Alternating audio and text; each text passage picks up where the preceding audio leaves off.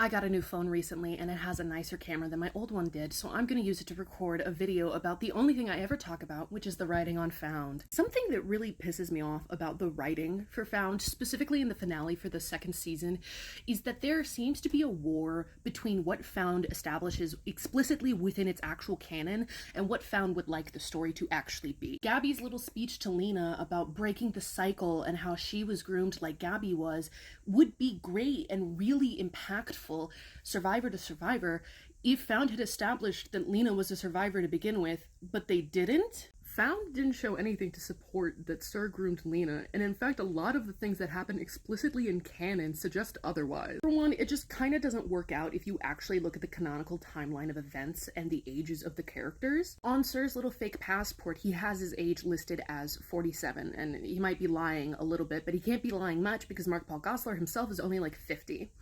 And then on Lena's fake ID, she has her age listed at 44, which means there's a 3-year age gap. And little baby teen Sir took custody of his siblings at like 15. That's the same age that Gabby was when she got kidnapped. What little we see of Sir as a child in the flashbacks from season 1 don't really support this suggestion that he was grooming Lena.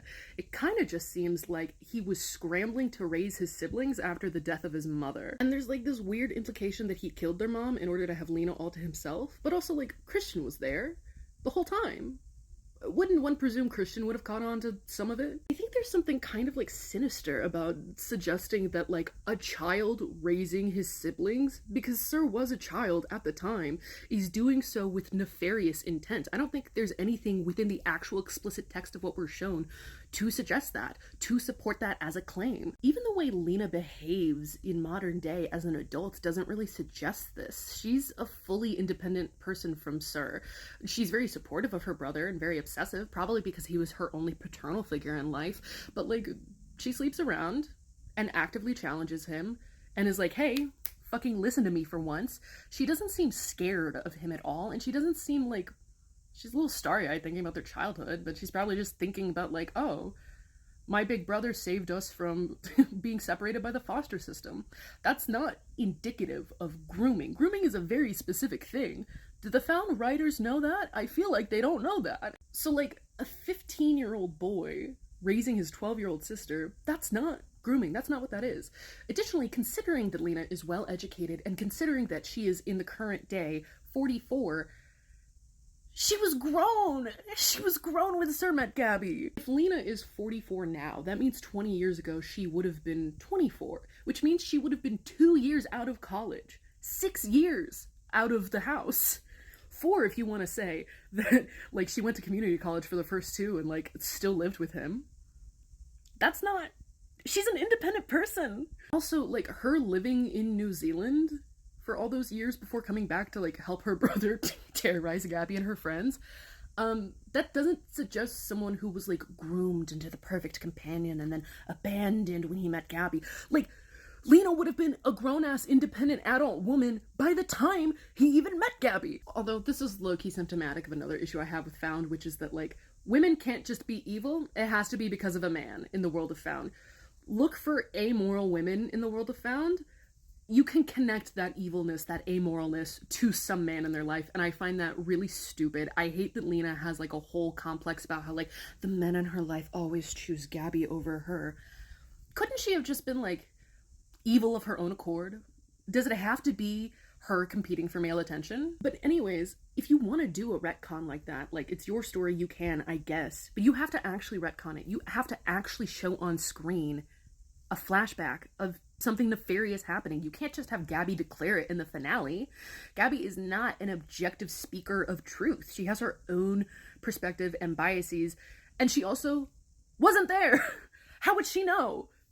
Is she just projecting? It feels like she's just projecting. And I feel the same about the whole like, oh, he groomed Annie too angle, because like, did he? Do we ever even see them interact? Based off of what we see in canon, Annie shows up at the farmhouse, sees Gabby, says, I'll get you help, and then dips. And then there's also the notes, but there's actually no proof that the notes were written by Annie. That could have just been Sir trying his best not to have his little serial killer handwriting. But, like, we never actually see the two interact. And in fact, based off of what we see in canon, I'm inclined to believe Sir when he was like, yeah, I just scared her off. Which is shitty and bad, but again, not grooming.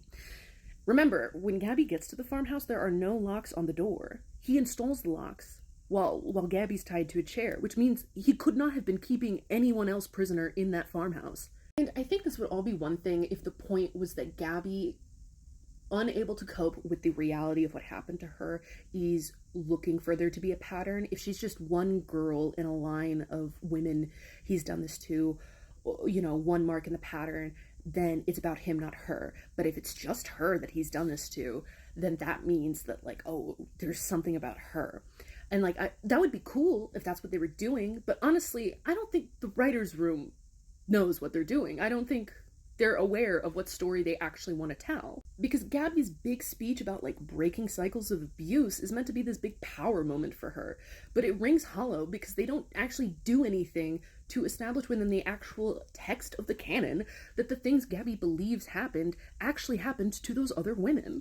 And I guess part of what frustrates me about the whole thing is that it's like, you had 22 episodes in that season. You had all this time for white woman microaggression subplot about being the bestest, most spectacular mother in the world for sitting in a bus station for like 10 years, but you don't have any time for like a flashback? A character finding, like, I don't know, Annie's diary? Something to actually, like, support the thing that Gabby is saying. Like, I personally think it would be dumb as hell to have this angle of, like, actually, Sir was a sicko from birth. But, like, if you're gonna do it, commit to the bit and actually show it on screen. What happened to Show Don't Tell?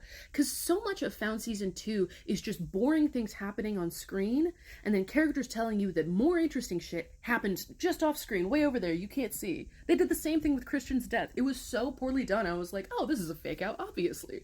Because why not just show us the body?